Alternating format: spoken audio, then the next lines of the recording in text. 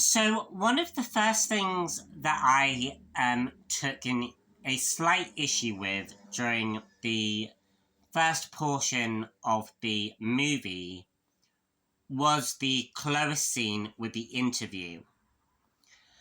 And I couldn't really put my finger on what I didn't like about the Chloe and the Chloe scene during the interview until I watched it the second time. And that was the realization that actually Lois Lane is completely right in what she is saying. And that my reaction is coming from stuff like Smallville and Superman and Lois and Clark from that show, and all of these previous incarnations, which basically hasn't seen Lois Lane actually have an equal footing in quite the same way as this version of Lois Lane has. What Lois Lane is basically saying is Superman actually did not think about the ramifications and the potential consequences of his actions when he stepped into the conflict between Bravia and Jahasberg. And this actually frames the entire movie, so I really, really want to get into this because it feeds into a lot of the major aspects that we're going to be talking about. So, there is obviously direct parallels that we can make with the conflict in Bravia and Jahasberg to the conflict currently going on in our real world with Israel and Gaza. And what's really, really interesting, and one, I absolutely love the fact that a comic book is dealing with these types of issues. In case you didn't know, comic books are exactly how we can begin to start having topics and debates about these kind of things, because it gives us a metaphor for how to think or begin to start having conversations about this kind of topic. And Superman basically stepping into this conflict is really interesting for a variety of different ways. Because put this into context in what's happening with Gaza and Jahasberg, and we basically have an American hero or an American entity going into a country in which has its own political turmoils as well as political interests, and you bring in this, third party but is American, and automatically you make that conflict political. And even though Superman probably went in with the best intentions in the world, the ramifications of his actions are extremely valid to a lot of people who would say that this all-powerful godlike being should not have the authority to step into a country that is both not of native country, and also he shouldn't have the authority to go up to a political leader and politely tell him to back off. One, because it oversteps the bounds of who Superman is as a hero, but also in his overreaching, it can have severe impacts on how America is perceived in this conflict. So, for example, if an American basically stepped in without the consent of his government, it would still then appear that the Americans had an interest in siding with one country or another. That is basically Lois Lane's point during the interview. And I don't know whether it was because I was really poorly or whether it was because I just missed it the first time. But on my second rewatch, that really, really helped, made me understand the positions that the general people have towards Superman. And this is what made the film really, really interesting for me, because I am a huge component of stuff like superhero registration acts. For example, if we ever eventually do cover Civil War on this channel, you'll actually find that I am actually in agreement of superhero registration acts for the simple reason that superheroes, by their very nature, do need to be controlled. And it's not even just a freedom thing. Because these superheroes are stepping in on their own accord, a superhero unbound by rules and regulations do not answer to anyone. And because of that, what's to stop them from crossing the lines and stopping them from becoming a much darker version of themselves? And we see this in stories like The Watchmen and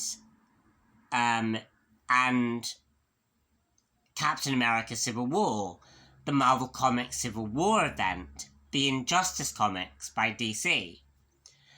And this is what made the film really, really interesting for me. But Superman is the antithesis to a lot of that, because his faith and his belief in humanity is the driving force that propels Superman to always do the right thing. But because he's basically a Year 3 Superman, he's still trying to figure out what that is. And he's still trying to figure out his own mythology. And the fact that it turns out that the message that he defined his entire belief system around by his Kryptonian parents turned out to have much more sinister motives, kind of shakes Superman's faith in himself, and he kind of has to rediscover who he is. And that is a fascinating aspect to take the character that I think James Gunn did a very, very interesting job with trying to tell. Now, I do believe that there is more to the story about Jor-El and Lara and their intentions for Superman going into this film. So,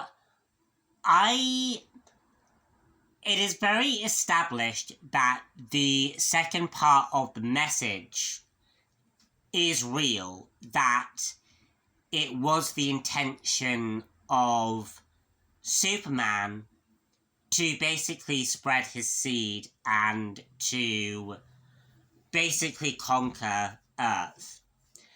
However, this reminded me a lot of how Season 2 Jor-El from Smallville was first presented to us. And it turned out that there was more to the story than we first realised. And that Superman's basically destiny was to safeguard the Earth from much more wider conflicts to come.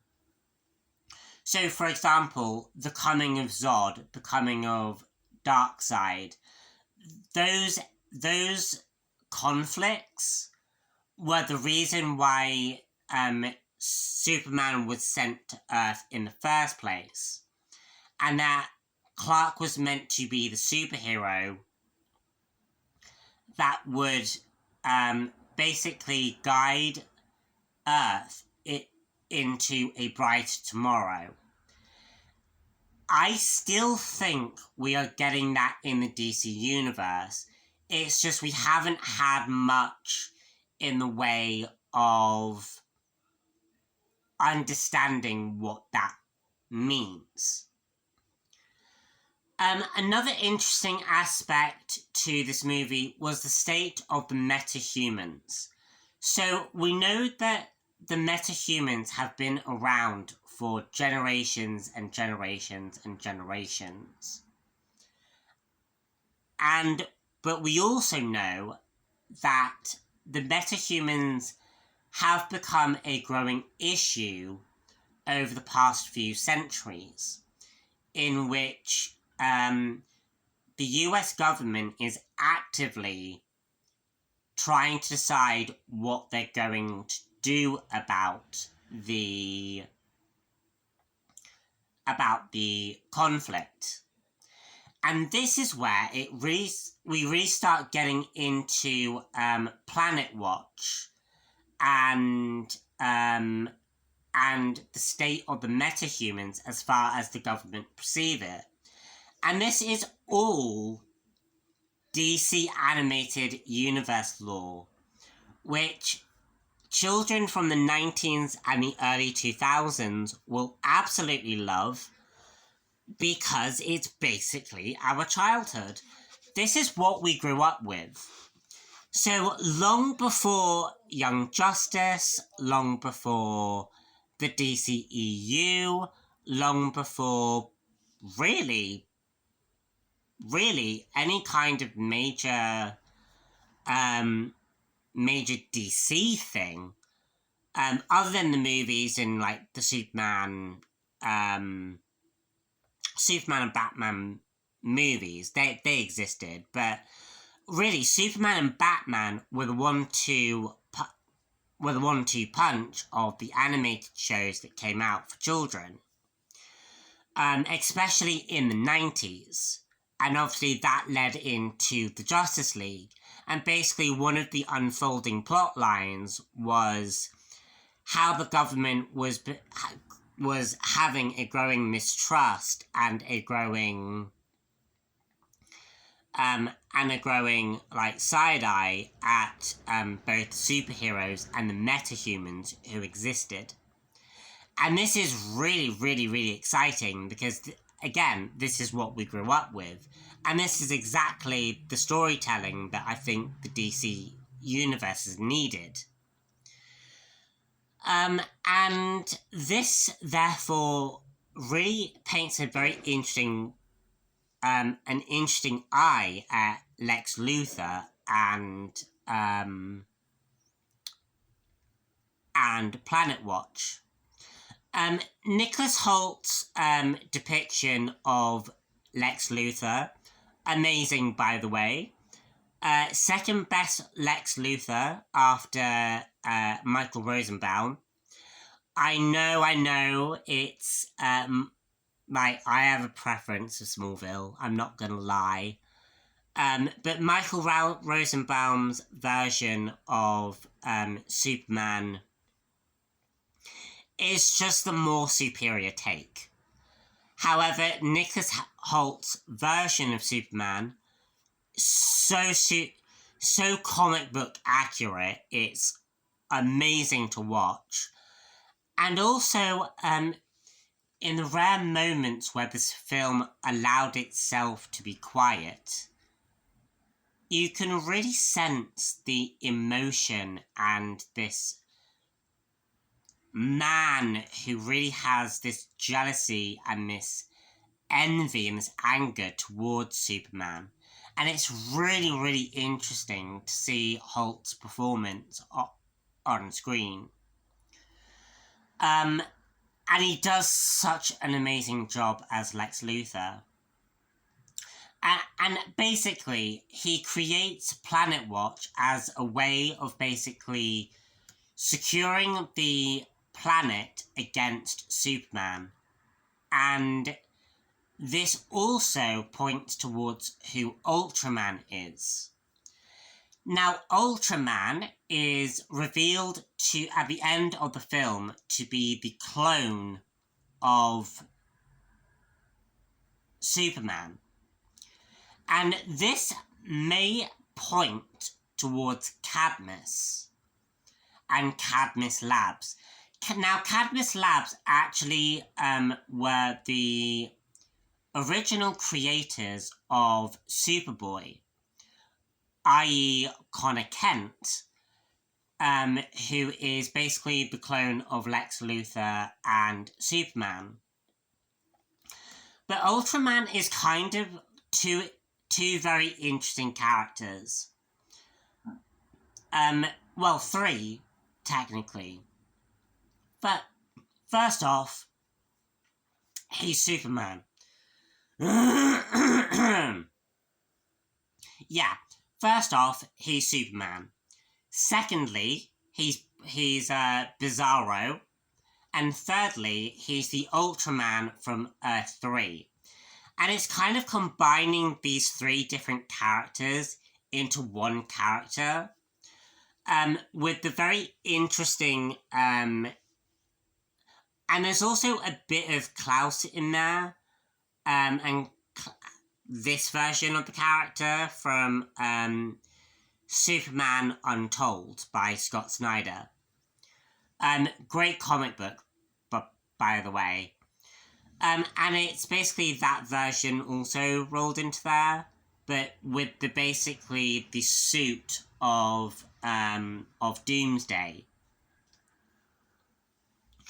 And this depiction of the character was very interesting, but we really didn't get a lot about the character, unfortunately, and I think this is one of the weakest aspects of the movie, is that none of the characters were allowed to be fleshed out in any particular big way.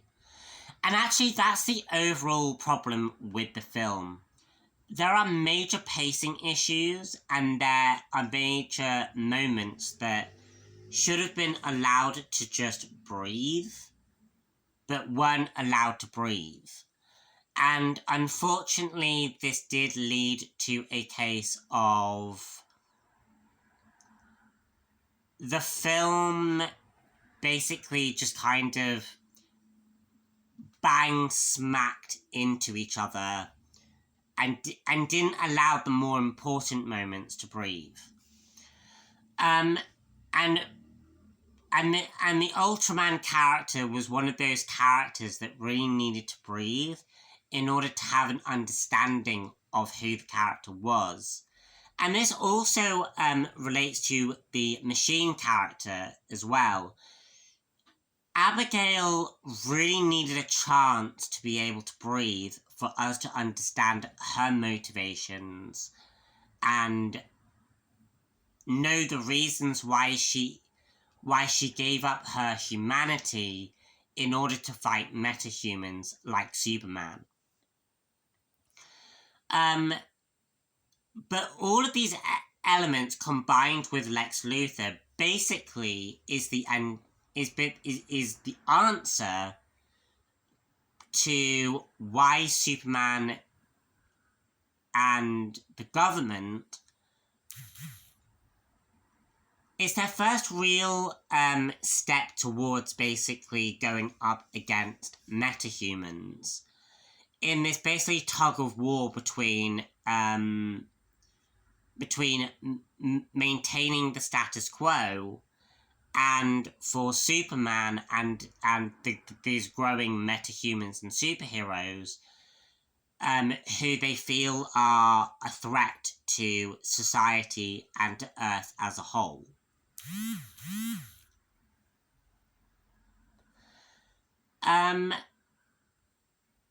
And this leads us into the final discussion point that I wanted to talk about. And that is the ending to this movie. And that is basically Supergirl... Oh. Cut that bit.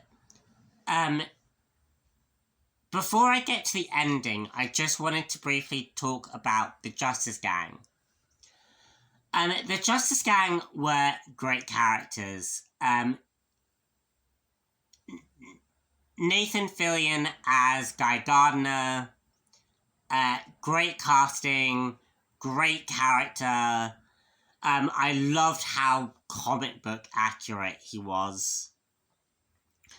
Hawkgirl, beautiful costume, a great character, and Mr. Terrific, chef's kiss. So much better than what we got in the Arrowverse.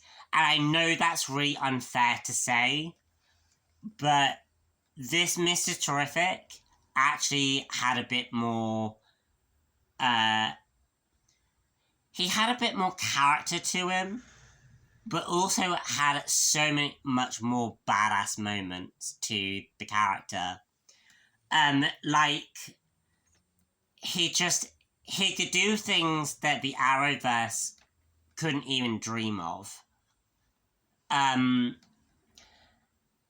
Again, I don't want to draw too many unfair comparisons with the Arrowverse, because the Arrowverse is its own thing that I would love to get into at some point.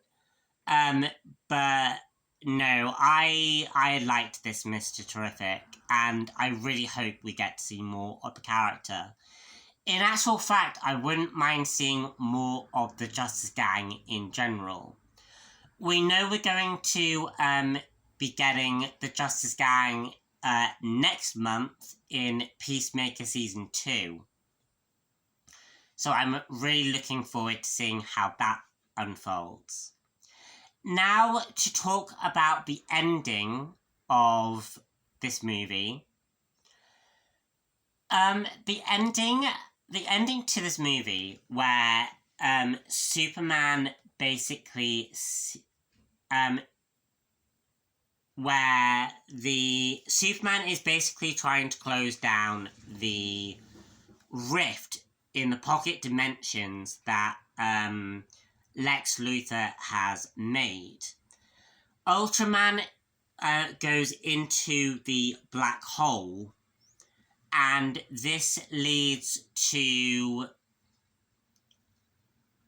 Superman and Mr. Terrific basically trying to close this rift. And what's really interesting about this rift is potential to where that rift goes. Now, there are two working theories that you could make here, and that is the rift goes to the multiverse of the DC universe. So, for example, it can go towards it can go towards like a Crisis on Infinite Earths multiverse type story. I hope we don't do that, because I think the multiverse is done to death. And also, I don't think it would be a smart idea for James Gunn to do a DC multiverse thing when Marvel's already trying to do the multiverse thing, and they're kind of beginning to run the well dry a bit.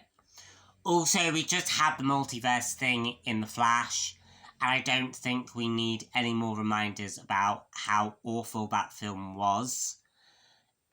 Never mind the fact that the actor that you put out in the movie did some horrible, horrible stuff, and I don't think we should have ever endorsed that movie anyway.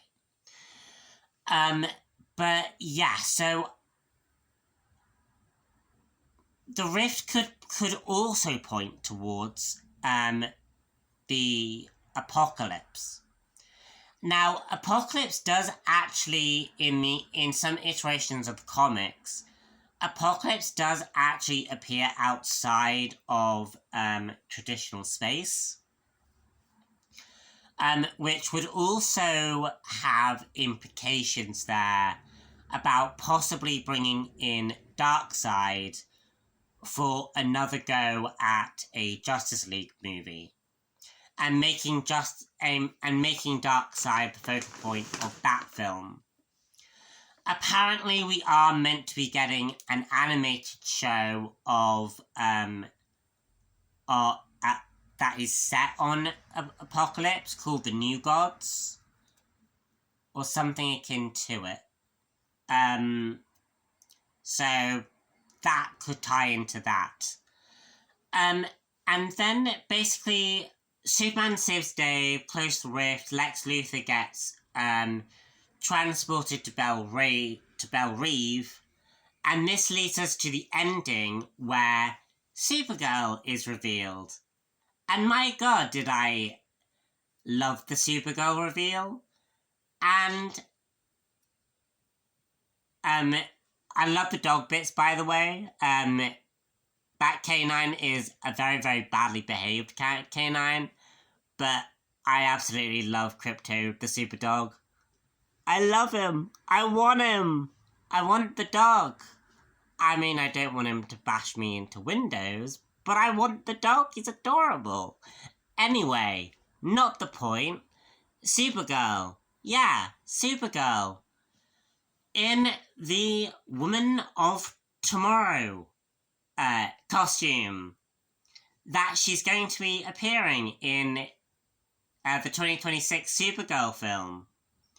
And that's amazing, and that is fun, and that is exactly how to end a film and to reveal your next part of the phase. And I love the fact that because this is a fully realised world, we can just go into Supergirl now and not only continue the storylines that have been set up in this film, but we can see Supergirl appear on film and get more Krypton behind the scenes stuff. And really take into account that Millie Alcock just looks like she's going to do such an amazing job in this film. And I love it, and I can't wait for it.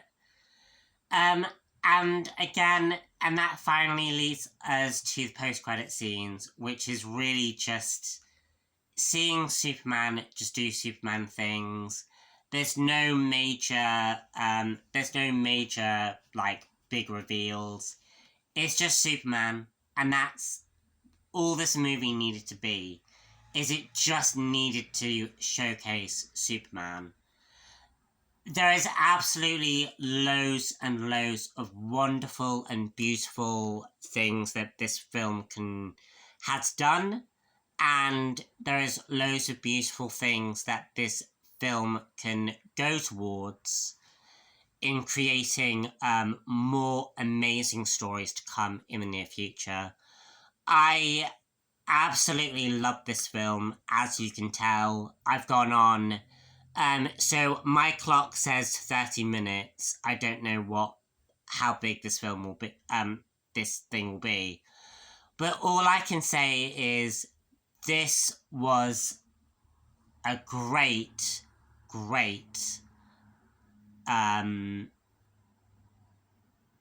This was great. This was really great, and I can't wait to see what James Gunn has in store for us. Anyway, guys, I'm Geek Law here, and I'll catch you all later. Please feel free to check out some of my other videos, and I will be making more content in the future about Superman. Now that I've collected my thoughts into this video, it's going to make it a lot more easy to talk about everything else. If you leave comments down below and let me know what you guys think. And also, if there's anything that you want me to talk about, any law stuff that you want me to get into, drop a comment down below and let me know. And yeah, I suppose at some point I'm better relook at Creature Commandos and maybe get into that as well. Given the fact that obviously this film is might be the first major big project that opens the door to this big expansive universe. But also Creature Commandos is pretty good too, so I am gonna have to rewatch that and talk about it, I think. But as I say, let me know in the comments down below what you think. And yeah, I'll catch you all later, guys. Bye.